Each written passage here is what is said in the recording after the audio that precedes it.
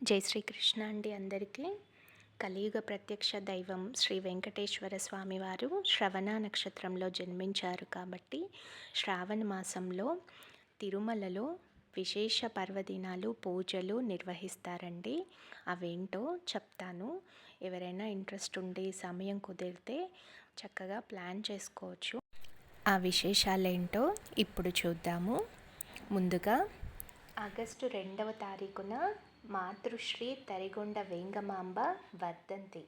August 4న Tirumala శ్రీవారి పవిత్రోత్సవాలకి అంకురార్పణ. August 5న Tirumala శ్రీవారి పవిత్రోత్సవాలు ప్రారంభం. ఆగస్టు 7న తిరుమల శ్రీవారి పవిత్రోత్సవాలు సమాప్తి.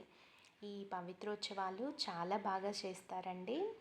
తిరుమంజనం అని, వసంతోత్సవం అని ఇలా చాలా అద్భుతంగా ఉంటుంది. ఆగస్టు 8న ఆల్వాం దార్ల వర్ష తిరునక్షత్రం. ఆగస్టు 9న శ్రావణ పౌర్ణమి గరుడ సేవ. పున్నమి గరుడ సేవ చాలా విశేషంగా ఉంటుందండి. ఒక్కసారైనా కుదిరితే తప్పకుండా చూడండి. ఆగస్టు 10న తిరుమల శ్రీవారు వికనసాచార్యుల వారి సన్నిధికి వేంచేపు. ఆగస్టు 16న గోకులాష్టమి ఆస్థానం. ఇది చూడ్డానికైతే అసలు 2 కళ్ళు సరిపోవండి. ఆగస్టు 17న తిరుమల శ్రీవారి సన్నిధిన శిక్యోత్సవం.